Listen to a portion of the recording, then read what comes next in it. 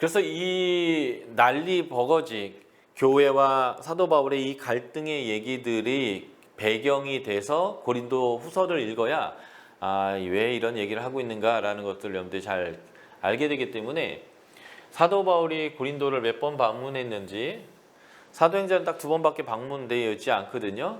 그런데 실제로는 3번 방문했어요.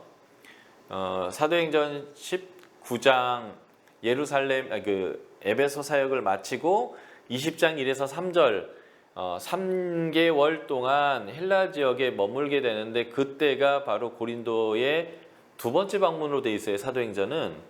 그런데 이것이 3차 방문입니다. 그러니까 이제 무슨 얘기를 하고 싶으냐면 사도행전에 나오는 내용은 다 기록한 게 아닌 거예요. 필요한 내용만 기록했기 때문에 사도행전에 나오는 것만으로 이것밖에 없다라고 하면 안 된다라고 얘기하는 거예요. 그래서 사도 바울이 고린도를 방문한 사건과 또 사도 바울이 고린도에 보낸 편지들이 있는데 4개 중에 지금 우리에게 2개 남아있다고 했죠. 예. 그래서 이러한 내용들을 좀 살펴보면서 왜 이런 이야기를 하고 있는지를 한번 저희가 보시면 고린도후서가 잘 이해될 거고요. 사도 바울이 13개 서신 중에 자기 개인적인 사변적인 얘기와 자신의 감정들을 가장 솔직하게 가장 많이 얘기하고 있는 책이 고린도후서입니다. 그래서 다른 책들은 굉장히 논리적이지만요. 고린도후서는 논리적이라기보다는 자신의 생각들을 자신 자체를 가장 많이 드러내고 있는 사변적인 얘기고요. 고린도후서에서는 교리라는 거 거의 없어요. 교리가 없는 이유는 교회 문제에 교리적인 문제가 있는 게 아니고요. 자신과 교회와의 관계가 깨진 것 때문에 그래요.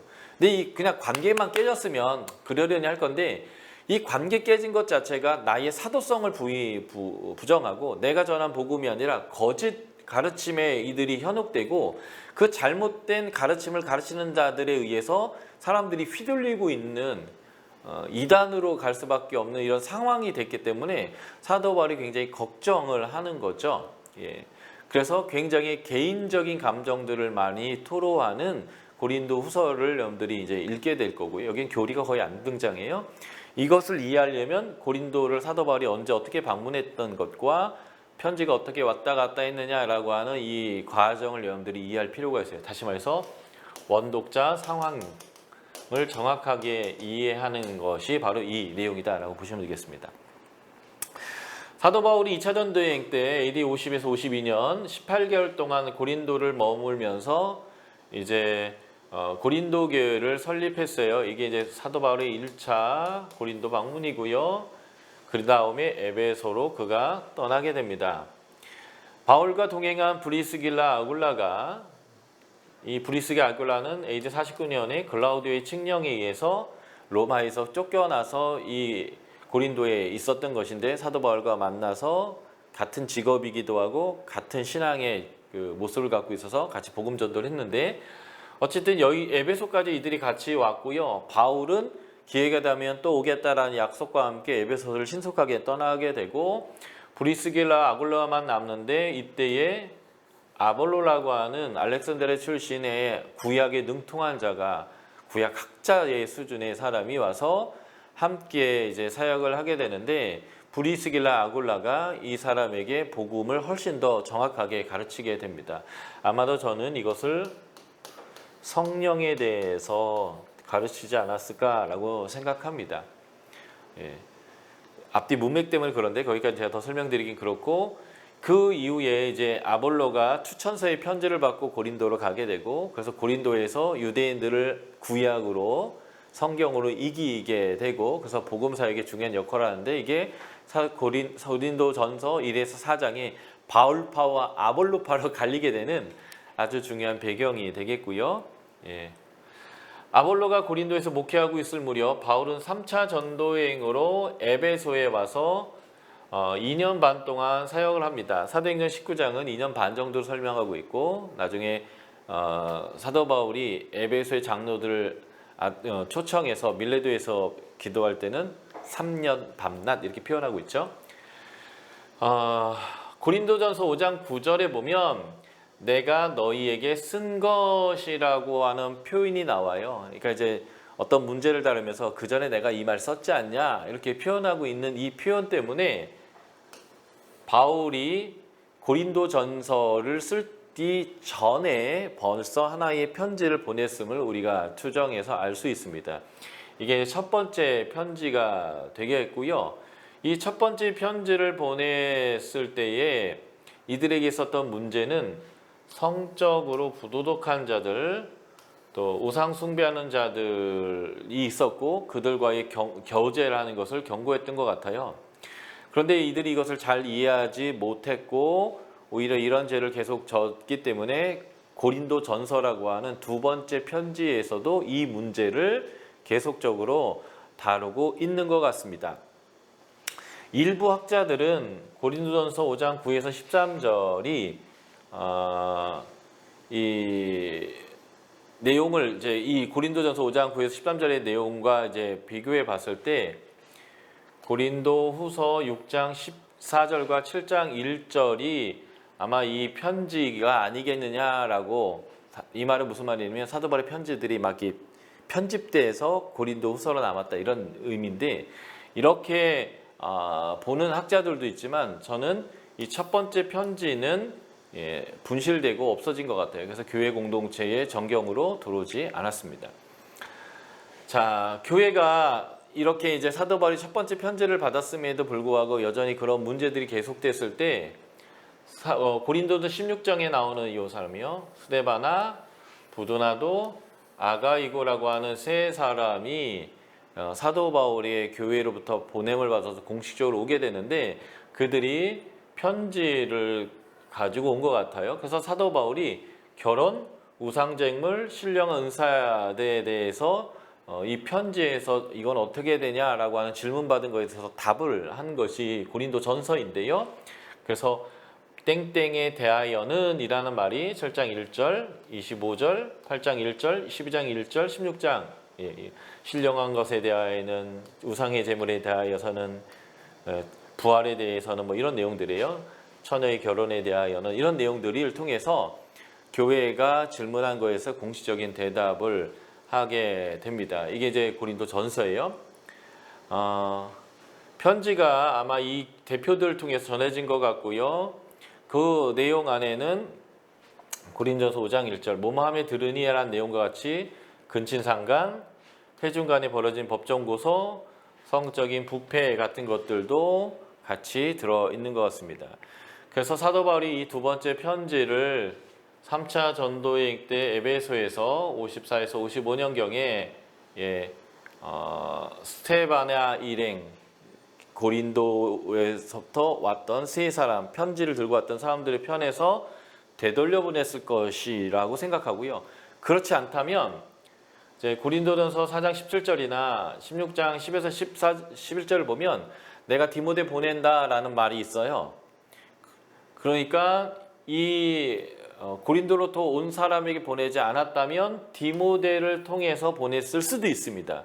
어쨌든 중요한 것은 이 둘 중에 하나의 인편으로 고린도전서가, 사도 바울이 고린도에 보낸 두 번째 편지가 전달됐다라는 것이고요. 이때 사도 바울이 내가 에베소에 오순절까지 머물다가 마게도냐 지방을 거쳐 고린도에 가겠다는 약속을 하게 됩니다. 그런데 지금 고린도전서 5장에 보면 6월절을 지나되 누룩 없는 6월절을 보내자라고 얘기하는 걸 보면 6월절 직전에 이 편지가 보내진 것 같고요. 그래서 이 6월절을 지나 오순절까지는 에베소에 있다가 내가 너에게 가겠다 이렇게 이제 약속을 했던 것 같습니다. 그래서 고린도전서가 보내졌는데요. 이 고린도전서가 보내졌음에도 불구하고 고린도 교회의 상황이 더 악화되었다라고 하는 보고를 아마 디모데를 통해서 들은 것 같습니다.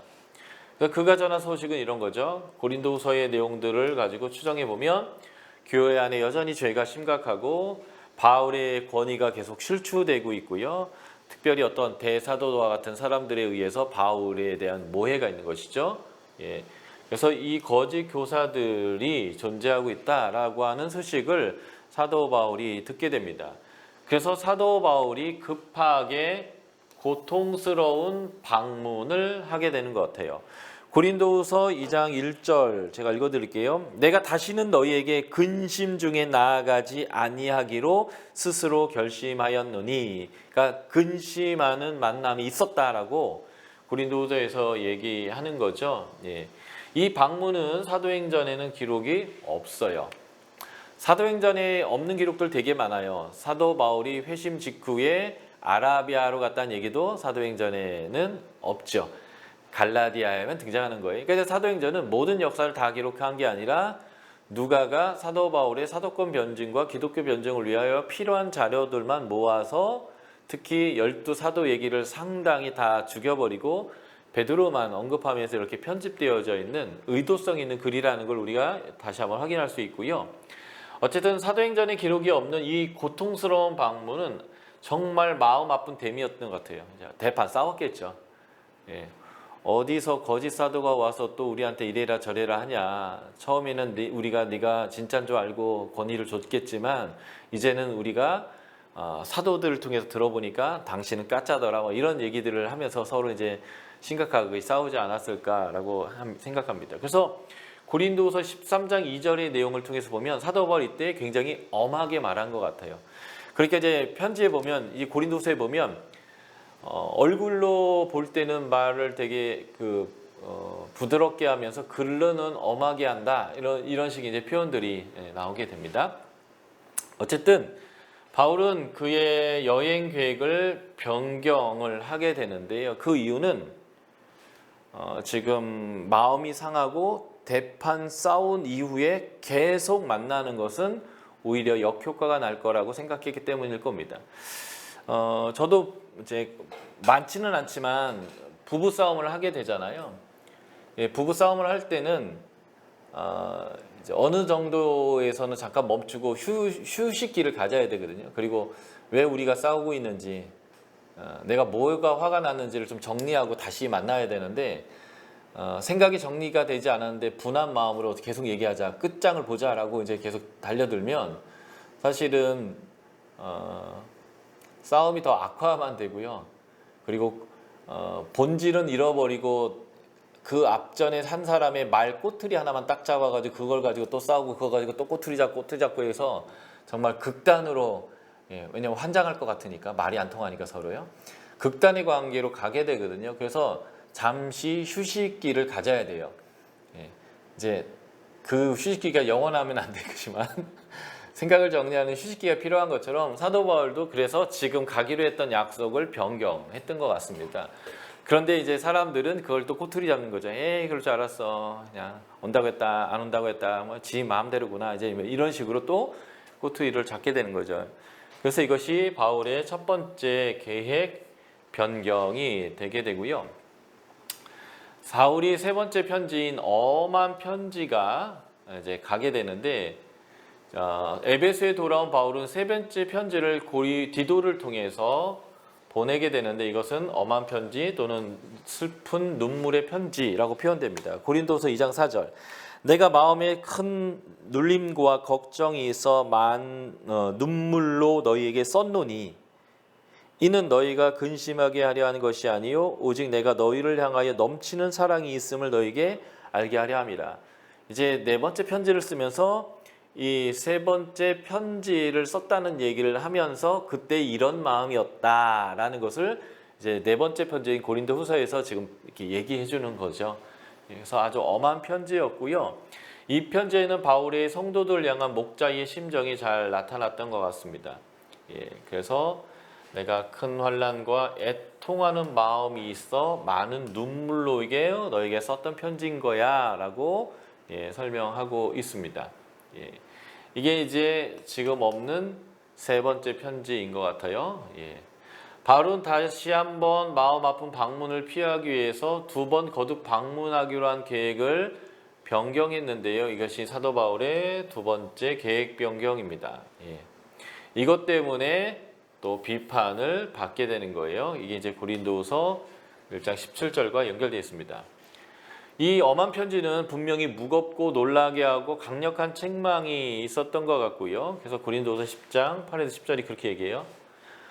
우리 얼굴 볼 때는 말을 제대로 못하더니 편지는 되게 세게 말하더라. 뭐 이런 식의 표현이죠. 바울은 성도들이 회개하고 있는지 또 바울에게 순종하는지 그의 권위를 인정하는지에 대해서 알아보기 위해서 이 편지를 썼던 것입니다. 이 편지 또한 분실되었어요. 그런데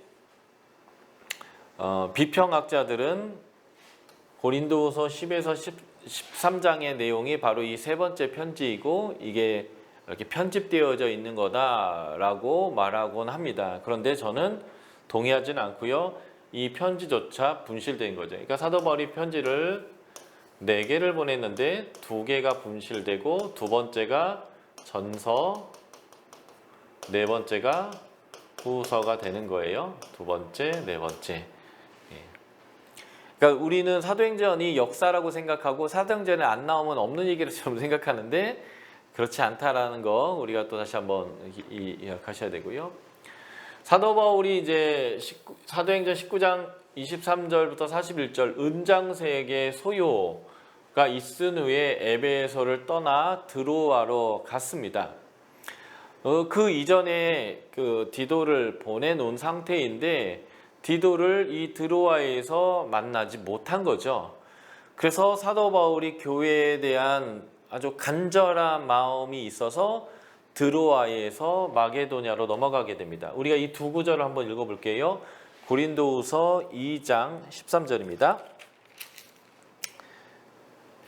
12절 13절 제가 읽어드릴게요. 고린도후서 2장 12, 13절입니다. 내가 그리스도의 복음을 위하여 드로아의 이름에 주 안에서 문이 내게 열렸을 때 드로아에서 복음이 막 전파되는 거예요. 그런데 내가 내 형제 디도를 만나지 못하므로 내 심령이 편치 못하여 그들 드로아 사람들을 작별하고 마게도냐로 갔노라.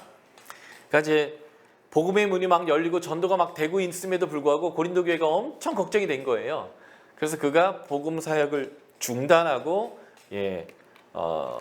유럽으로 넘어갔다는 거죠. 7장 한번 봐주시겠어요? 고린도서 7장 5절. 지금 방금 읽었던 2장 12, 13절의 내용이 7장 5절로 바로 연결되면 스토리가 아주 자연스럽습니다. 이 말은 뭐냐면 2장 13절 이후의 내용부터 7장 4절까지의 내용이 중간에 이렇게 쑥 들어와 있는 형태로 되어 있는 구조라는 거예요. 좀 이따 더 설명드릴게요. 자, 7장 5절 보면 우리가 마게도니아에 이르렀을 때에도 우리 육체가 편하지 못하고 사방으로 환난을 당하여 밖으로는 다툼이요 안으로는 두려움이 있었노라. 그런데 낙심한 자들을 위로하는 하나님이 디도를 보내주셨어요. 그래서 우리가 위로를 받았는데 그 이유가 뭐냐면 디도가 전한 소식이 고린도 교회가 회개했다는 거예요. 사도 바울의 의견을 받아들이고 사도 바울의 권위를 인정하고 그들이 돌이키기로 했다라는 소식을 받았다는 거죠. 그래서 사도 바울이 기록한 서신이 이 네 번째 서신이 고린도 후서예요. 마게도냐에서 디도를 만나면서 아이고야 그래도 얘들이 이렇게 회개했구나. 너무 기쁘다. 그래서 그 기쁨의 마음을 가지고 편지를 기록하면서 내가 왜 너희에게 이렇게 했는지 그리고 내가 너희에게 얼마나 진실한 사역자로 했는지에 대한 설명을 쓴 책이 이 고린도 후서고요. 그리고 아직 남은 문제가 있어요. 그 남은 문제가 뭐냐면 아직도 반대하는 사람들이 있다는 거죠. 그래서 그 반대하는 사람들, 대사도들을 해결해야 될 문제까지를 포함시키고 그리고 연보도 해야 되지 않겠니? 라는 이런 내용들을 포함시킨 게 네 번째 고린도 후서가 됩니다.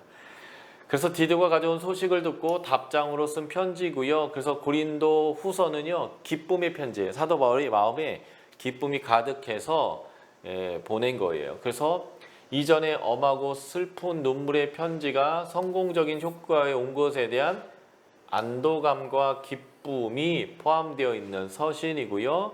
그래서 자신이 얼마나 진실하게 사도로서 살았는지, 권위가 나로부터 나온 게 아니라 주로부터 온 권위에 충성되게 자기가 어떻게 살았는지에 대한 내용과 자신 계획 변경에 대한 해명을 담은 이 세 번째 방문을 준비하게 하는 내용, 이렇게 해가지고 이제 편지를 쓰게 되게 됩니다. 그리고 자신이 세 번째 방문을 했을 때 교회랑 더 부딪히지 않게 하기 위해서는 그들에게 남아있는 아직도 순종하지 못하는 부분에 대해서 해결을 해야 되는데, 그 대표적인 게 이제 10장에서 12장에 나오는 거짓 사도들, 대사도들의 문제를 이제 해결하도록 하기 위해서 고린도 후서가 기록된 것입니다. 그리고 세 번째 고린도를 방문하게 되는 거죠. 사도행전으로서는 두 번째 방문인데 이것이 세 번째 방문이 되게 됩니다. 고린도후서 12장 14절 보시면, 보라 내가 이제 세 번째 너희에게 가기를 준비하였으나, 이 표현이 나오고요. 13장 1절도 보시면 내가 이제 세 번째 너희에게 가리니 이라고 이제 표현이 나오면서 이게 이제 세 번째 방문이 확실한 거예요. 사도행전은 두 번째 방문으로 되어 있지만요. 그래서 사도 바울이 고린도에 갔고요. 이곳에서 3개월 동안 머물게 되는데, 이게 이제 사도행전 20장 1, 2절이 나오는 거예요. 이곳에서 사도 바울은 두 가지의 방향의 계획을 세우게 됩니다. 첫 번째는 예루살렘에 가는 거예요. 예루살렘에 가는 목적은 구제의 헌금을 전달하려고 하는데, 로마서에서는 이걸 이렇게 표현합니다. 유대인으로부터 복음의 빚을 진 이방인들이 유대인들 형제들이 어려움과 고난에 있을 때 그것을 갚아야 된다라는 거예요. 다시 말해서 이것의 목적은 교회의 연합입니다. 유대인과 이방인들이 하나님 안에서 연합되는 거죠. 그래서 나중에 사도 바울이 에베소 2장에서 기록하는 게 내용이 뭐냐면, 예수 그리스도의 십자가의 사건의 결과는 유대인과 이방인이 연결되어져서 한 성전으로 지어져 가는 것이다라고 하는 아주 중요한 교회론을 이제 나중에 이제 설파하게 되는데요. 교회의 연합을 위해서 유대인들로부터 복음이라고 하는 빚을 졌던 이방인 기독교인들은 유대인들이 어려울 때에 하라는 거예요. 그래서 마게도니아에 있는 사람들이 자기들도 극한 환난과 어려움 가운데서 풍성한 연보를 하는 형제됨을 보여주게 됩니다. 이건 굉장히 아름다운 교회 공동체의 모습이 되는 거죠. 그러면서 사도 바울의 두 번째, 이 고린도 3개월 있으면서 자신의 방향을 하나 정하게 되는데, 그게 바로 로마를 거쳐서 서바나로 가는 거예요. 지금 스페인이죠. 서바나로, 이것을 땅끝이라고 생각하고 땅끝까지 복음을 증거하기 위해서 자신이 가기로 결정합니다. 그래서 로마서에 이렇게 표현하죠. 너희의 후원을 받아서 내가 서바나까지 가기를 원한다 라고 얘기하는데, 이 로마서의 내용의 핵심이 뭘까요? 이 다음에 제가 설명드리겠지만 유대인과 이방인 공동체의 연합입니다. 사도 바울이 로마 교회에 보내는 신령한 은사를 주려고 하는 편지, 이 로마서는 교회의 연합, 유대인과 이방인의 연합에 대한 이야기를 해요. 그러니까 지금 사도 바울이 두 가지 방향으로 가게 되는데, 편지도 연합하라 하고 있고요. 실제 그의 삶도 연합을 위한 구제헌금을 가지고 예루살렘에 들어가는 연합사역을 합니다. 그러니까 사도 바울이 탁월했지만, 그래서 초창기 전도여행 마치고 2차 전도여행 할 때쯤은 그 온유하고 위로자인 바나바랑 대판 싸워서 팀을 깨고 뭐 했던 사람이긴 하지만, 그가 사역자로 살면서 그가 뭘 중요하게 생각하고 있는지를 보게 되는데, 하나님의 나라의 연합이 얼마나 중요한지, 그래서 옳은 것을 가지고 판 깨는 것보단 하나님 나라를 위해서 자신을 죽여가는 일들을 배웠던 것이 바울이지 않나라는 것들을 우리가 이제 바울 사전을 쭉 보다 보면 이렇게 느껴지는 것 같아요. 연합을 위해서. 그래서 예루살렘 갈 때 성령님께서 예언자들 중에서 계속 말씀하잖아요. 고통당할 거라고, 예루살렘 가면 잡힐 거라고요. 근데 사도 바울은 그것을 개의치 않는 거예요. 그 일은 하나님이 갖고 있는 계획이어서 그 일이 이루어질 거고요. 자신은 어차피 그렇게 고난받는 사도로 부름받은 사람이고요. 그에게서 가장 중요한 가치는 이방인들이 형제인 유대인들을 향하여 이 보내는 이 헌금을 전달해서 그 교회 공동체 전체가 연합되어지는 것에 그의 모든 가치를 두는 거죠. 그러니까 예루살렘 가는 것이 두렵지 않아요. 그래서 나의 달려갈 길을 마치고 모든 수고를 끝낸다 할지라도 나는 예루살렘으로 가겠다는 거예요. 그러니까 그의 목숨이 이루어진다 할지라도 이루어야 될 가치가 있다는 거죠. 그게 뭘까요? 교회 공동체가 연합되어지는 거예요. 특히 유대인과 이방인 공동체가 하나 되는 거죠. 복음으로 하나 되는 방법은 그렇게 되는 거예요. 유대인들은 어떻게 하나 되고 싶었어요? 다 할례를 해라. 다 율법을 지켜라. 그럼 우리 하나 된다. 이렇게. 그거 아니고 율법을 지키는 삶의 그 가치가 하나 되게 하는데 그 가치 중에 하나가 뭐예요? 서로가 어려울 때 나도 어렵지만 함께 도와 형제됨을 이루는, 이걸 통해서 진짜 하나 되는 거죠. 종교적 행위로 하나 되는 게 아니고요. 실제 하나님이 말하고 있는 가치를 살아내므로 하나 되는 거예요. 정말 놀라운 이야기죠.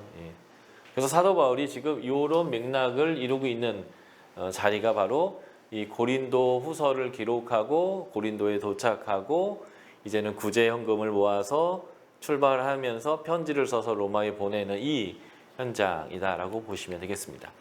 자, 고린도 후서의 구조는 이렇게 되어 있어요. 1장부터 7장 사도권 변증, 10장부터 13장 사도권 변증, 그리고 그 중간에 연보.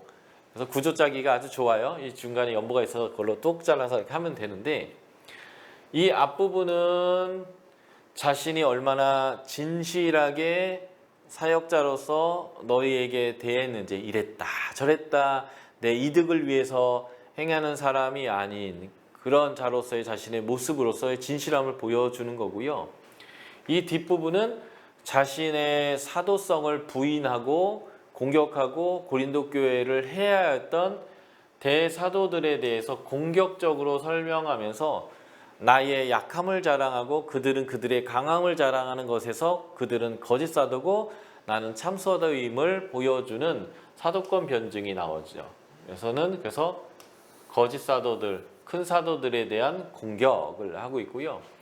이쪽에서는 자기 변호적이고 변명하더니 소극적으로 자신이 얼마나 진실하게 너희에게 사역을 했는지에 대한 진실성을 교회에 보여주는 내용으로 되어 있는데, 보십시오. 아까 제가 2장 12에서 13, 14절과 7장 5에서 6절이 바로 이렇게 연결되어 있다고 했잖아요. 이 둘 사이에 길게 들어가 있는 내용이 뭐냐면, 나는 너에게 이렇게 돼 있고 나는 이렇고 나는 이렇게 했으며 나 이렇게 했다라는 내용들인데요. 일종의 저는 이걸 뭐라고 보냐면 셀프 힐링인 거죠.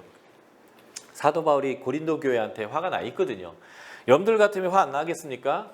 18개월 동안 자지도 못하고 먹지도 못하고 막 열심히 일하면서 낮엔 일하고 밤에 복음 전하고 막 이런 삶으로 이 교회를 다 개척해 놨는데 자기를 사도도 아니라 하고 내가 너 싫다고 하고 찾아갔더니 막 싸움질을 하고 사도한테 삿대질하고 막 이랬으니 얼마나 서운하고 얼마나 화가 나 있겠어요. 그런데 사도 바울이 정신을 차리고 사람과 싸우는 게 아니라 하나님과 이제 씨름한 거죠. 그랬더니 내가 누구지? 내가 어떤 부름 가운데 있었지? 나는 그래서 하나님이 뭘 하라고 한 사람이지? 그래서 난 뭘 해야 되는 사람이지? 그리고 내가 고린도 교회에서 그 하나님의 부름대로 내가 어떻게 살아왔지? 그리고 나는 그 삶에서 어땠었지? 이러면서 자기 스스로 자기의 정체성을 찾아가는 시간들이 이 2장 14절 이후부터 7장 4절까지예요. 그래서 자기 스스로 내가 사람들하고 싸우는 게 아니고 고린도 교회와 싸우는 게 아니고 나의 이 진실한 모습으로 내가 다시 돌아가야겠구나 라고 이제 자신이 마음을 다 돌이켰는데 디도가 뛰고 왔는데 디도가 하는 말이 쟤들이 회개했다는 거예요. 신기하죠? 사람하고 싸울 때는 문제 해결되지 않는데요.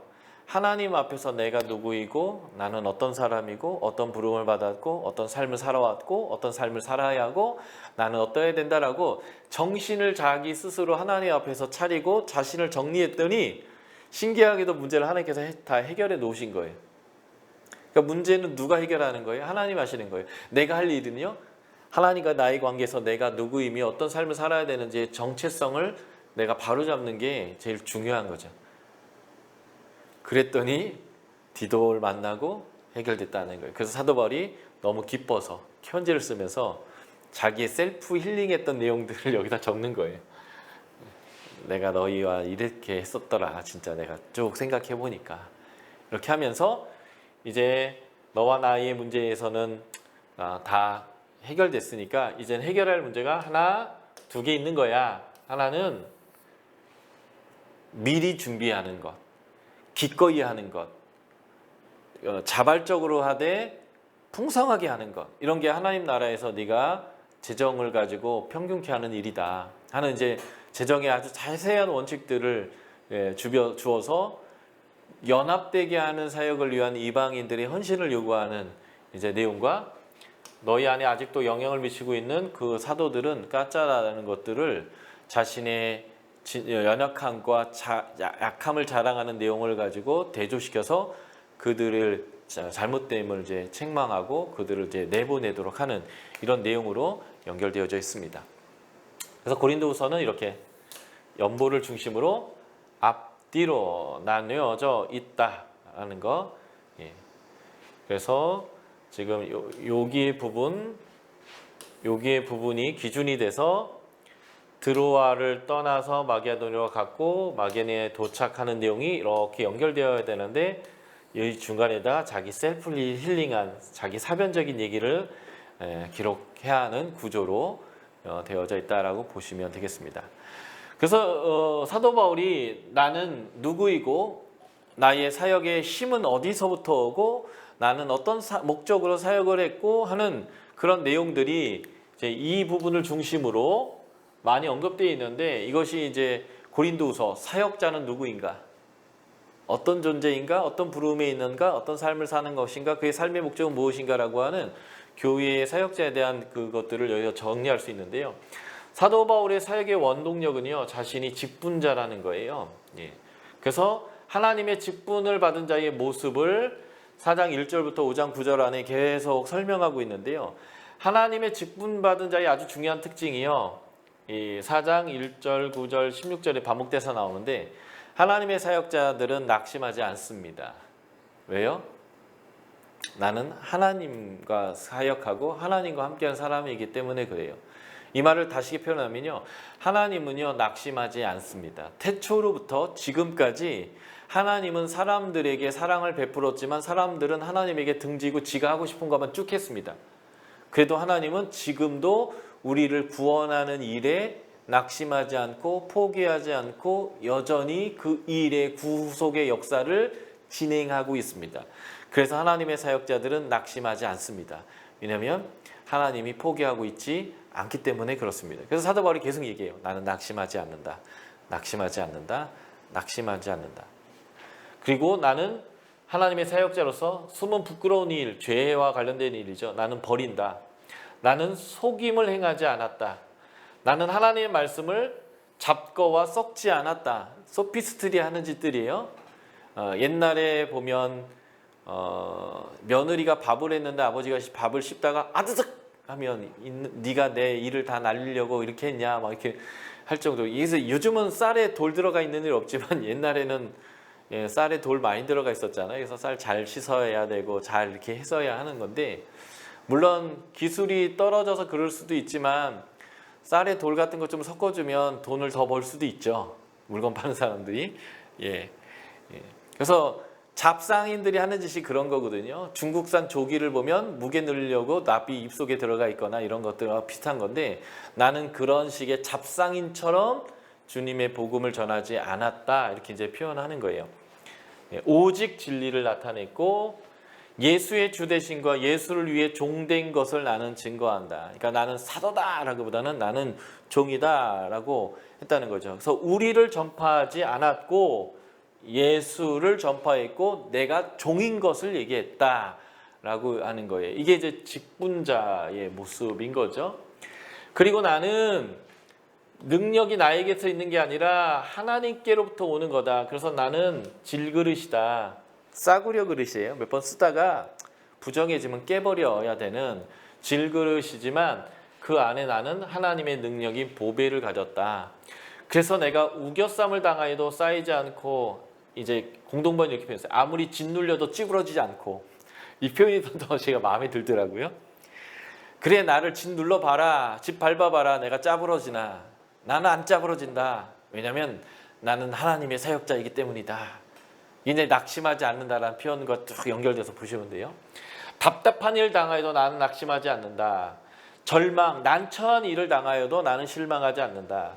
박해를 받아도 나는 버림받지 않는다. 나에게는 다 빠져날 구멍이 있다. 왜냐하면 주님이 내 편이니까. 뭐 이런 내용들이에요. 거꾸로 틈을 당하여도 나는 망하지 않는다. 공동번님, 맞아 넘어져도 죽지 않습니다. 이게 이제 아마도 1차 전도행 때 루스드라에서 돌맞아 죽었는데 하나님이 일으켜주셨던 그 경험을 비추어서 얘기하는지도 모르겠어요. 예, 그래서 이제 다이 하드, 난 죽는 것도 어렵다. 나는 안 죽는다. 뭐 이런 거죠. 항상 예수 죽은 것, 십자가를 난 늘 짊어진다. 예수의 죽음을 난 늘 경험하고 있다. 이게 그래서 사도 바울이 대사도와 비교할 때 나의 자랑의 목록이 되는 거예요. 아주 긴 자랑의 목록이죠. 내가 몇 번 파선당한 줄 아냐. 내가 40에 한한 감암에 몇 번 맞은 줄 아냐.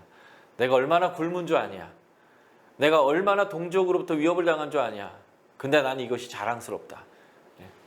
예수 죽은 거, 십자가를 내 삶에 나는 늘 지고 살았다. 예수를 위하여 항상 죽음에 넘겨지었다. 믿음으로 행하고 나는 보는 것으로 행하지 않았다. 내가 보는 것에 집중하지 않고 하나님이 나에게 말씀하신 것, 하나님이 기뻐하는 것, 보이지 않는 그것을 내가 내 사실로 받아들이고 나는 살았다. 나는 몸으로 있든지 떠나 있든지, 이것은 이제 빌립보서 표현으로 살든지 죽든지. 그래서 빌립보서에서 얘기하거든. 난 살아도 좋고 죽어도 좋고, 근데 죽는 게 더 좋고.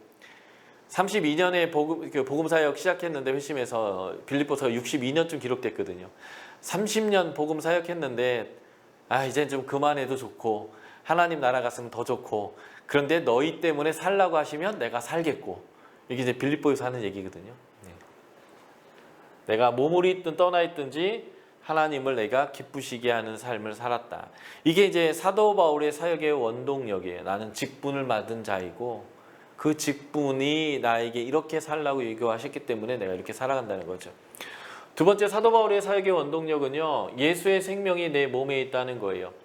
그래서 4장 10절 보면 우리가 항상 예수의 죽음을 몸에 짊어짐은 예수의 생명이 또한 우리 몸에 나타내게 하려 합니다. 예수의 생명. 11절, 우리가 살아있는 자가 항상 예수를 위하여 죽음에 넘겨짐은 예수의 생명이 또한 우리의 죽을 육체에 나타내게 하려 하심이라. 이 예수의 생명이 우리의 육체에 나타나는 것, 다르게 표현하면 부활이죠. 그래서 우리는 이미 거듭났고요, 둘째 사망의 해를 당하지 않는 자예요.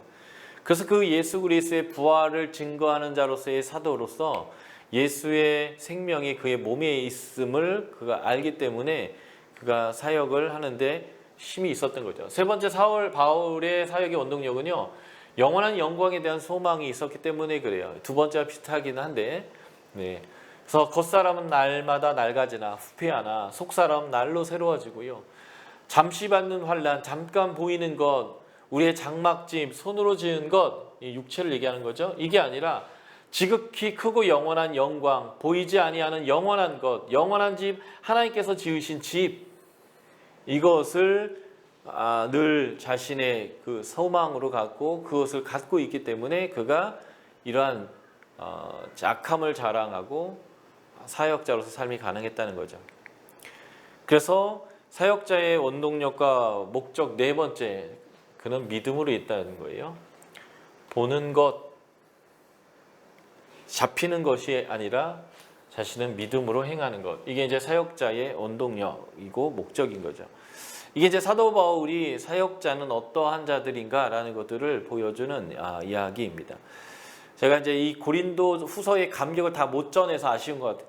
정말 고린도 후서 처음에 읽으면 도대체 뭔 소리 하는 건가 막 되게 힘들어요. 근데 여러분들이 이제 이 맥락을 좀 아시면서 자신에게 그렇게 대들었고 자신을 부정했던 사람들이 하나님 앞에서 돌아왔을 때의 그 기쁨. 근데 그 돌아온 과정 중에 제일 중요한 게 뭐냐면 본인이 정신을 차리고 사람과 싸우고 사람과 씨름하고 하지 않고 상황에 집중하지 않고 하나님 앞에서 나는 누구인가, 어떤 부름을 받았는가, 어떤 삶을 내가 여태까지 살아왔는가, 그래서 나는 어떻게 살아야 되는가라고 자신을 되찾았을 때 하나님이 문제를 해결해 주시는 이 고린도후서의 이 과정들을 여러분들이 좀 읽으시면 좀 좋겠어요. 감격됐으면 참 좋겠어요. 제가 이 감격을 다 못 전하는 것 같아서 지금 제가 안타깝습니다. 이게 이제 고린도서의 메시지고요. 그래서 고린도서의 적용입니다. 바울의 자랑이거든요. 자신의 분명한 정체성, 언약의 일꾼, 예수를 위하여 성도들이 종이 된 것, 능력이 자신에게서 나오지 않고 하나님께 있는 것, 그래서 하나님의 보배, 영광을 자기의 질그릇에 담은 것, 어떤 어려움에도 낙심하지 않는 것, 그리스도 일꾼으로 당하는 고난들을 자랑하고 자랑 삼는 것, 자신의 약함 안에서 그리스도의 능력에 머물게 하는 이러한 사도 바울의 자랑의 목록이 우리의 자랑이 되고 우리의 자랑의 목록이 되도록 한번 여러분들이 적용해 보시면 좋을 것 같아요. 그러니까 여러분들의 삶에 지금 어려움이 있는 것이 이제 불교적 표현으로 전생에 여러분들이 덕을 못 쌓아서 지금 벌을 받고 있는 그런 모습이 아니라 어떻게 보면 지금 여러분들 가운데 있는 고난과 어려움의 상황들이 사도적 삶으로 살기 때문에 오는 영광스러운 흔적은 아닌가 한번 여러분들이 생각해 볼 필요도 있겠다는 것입니다. 그래서 여러분들은 지금 무엇을 자랑하고 있고 무엇을 자랑할 것인가 한번 적용해 보시면 좋을 것 같습니다.